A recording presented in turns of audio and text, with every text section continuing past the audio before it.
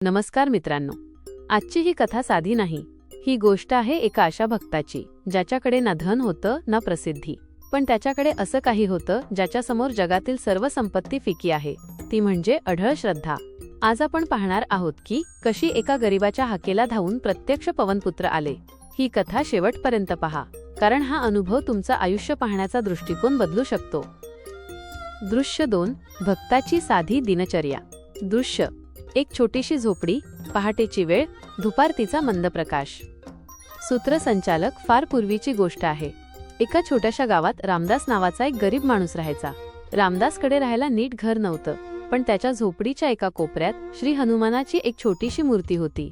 रामदास वगत, प्रभू, माझ्याकडे तुम्हाला अर्पण करायला सुवर्ण फुले नाहीत, पण हे माझं मन तुमच्या चरणी अर्पण करतोय. सूत्रसंचालक. तो रोज न चुकता पहाटे ब्राह्ममुहूर्तावर उठायचा, थंड पाण्याने स्नान करायचा आणि मनोभावे हनुमान चालीसा म्हणायचा. त्याच्या पूजेत दिखावा नव्हता, फक्त प्रेम होतं. दृश्य 3. जगाचा विरोध आणि परीक्षा. दृश्य. गावातील पारावर बसलेली लोक रामदासला हसतानाचे दृश्य. सूत्रसंचालक. जगाचा नियम आहे, जेव्हा तुम्ही देवाची भक्ती करता तेव्हा लोक तुमची परीक्षा घेतात. गावातील श्रीमंत लोक त्याला म्हणायचे.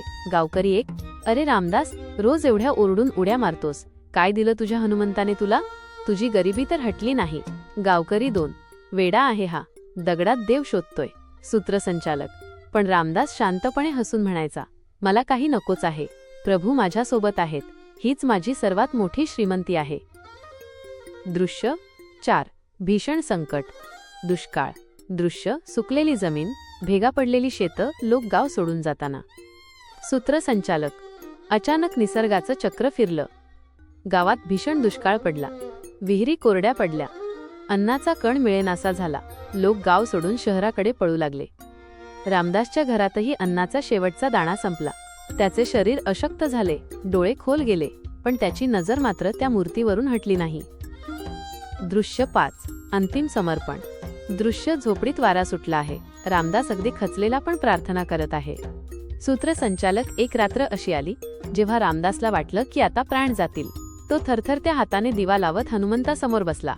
रामदास गदगद स्वरात, हे बजरंगबली, शरीर साथ देत नाहीये, पण जोपर्यंत श्वास आहे तोपर्यंत तुमचं नाव सुटणार नाही. मला अन्न नको, मला पाणी नको, फक्त मरण येताना तुमचं रूप डोळ्यासमोर असू दे.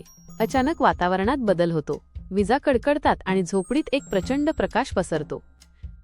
दृश्य 6. हनुमानाचे प्रकटीकरण. दृश्य. ढगातून किंवा प्रकाशातून साक्षात हनुमानाचे विशाल आणि तेजस्वी रूप प्रकट होते. सूत्रसंचालक. अचानक झोपडीचे दार जोराने उघडले. एका दिव्य प्रकाशाने सर्व परिसर उजळून निघाला. समोर साक्षात पवनपुत्र हनुमान उभे होते, गदा हातात, तेजस्वी डोळे आणि चेहऱ्यावर आईसारखी माया. हनुमानजी, उठ वत्सा, तुझी भक्ती ही केवळ शब्दांची नव्हती, ती तुझ्या रक्ताच्या थेंबाथेंबात होती. मी तुझी परीक्षा घेत होतो आणि तू त्यात उत्तीर्ण झालास. हनुमानजी आपला हात रामदासच्या डोक्यावर ठेवतात. दृश्य 7. शक्तीचा संचार आणि परिवर्तन. दृश्य. रामदासच्या शरीरातील थकवा जाऊन तो तेजस्वी दिसू लागतो. सूत्रसंचालक. त्या स्पर्शाने रामदासच्या अंगात विजेसारखी शक्ती संचारली. त्याचं दुःख, भीती आणि आजार एका क्षणात नाहीसे झाले. हनुमानजींनी त्याला एक विशेष वरदान दिले. इथून पुढे तू जिथे पाऊल ठेवशील तिथे मंगल होईल. तुझे हात दीनदुबळ्यांच्या सेवेसाठी शक्तिशाली होतील. दृश्य 8. कथेचा सारांश. The message. सूत्रसंचालक. मित्रांनो, या कथेचा अर्थ असा नाही की देव तुम्हाला संकट देतो, तर याचा अर्थ असा आहे की संकटातही ज्याची श्रद्धा डगमगत नाही त्याच्यासाठी देव स्वतः धावून येतो. देव तुमच्या सोन्याच्या अलंकारांना नाही, तर तुमच्या शुद्ध मनाला भुलतो. शेवटचा संदेश. आउट्रो. सूत्रसंचालक. जर तुम्हाला ही कथा आवडली असेल आणि तुमचाही बजरंगबलीवर विश्वास असेल तर कमेंटमध्ये जय श्रीराम, जय हनुमान लिहायला विसरू नका. हा व्हिडिओ अशा मित्राला शेअर करा ज्याला आज प्रेरणेची गरज आहे. चॅनलला सबस्क्राईब करा. जय बजरंगबली.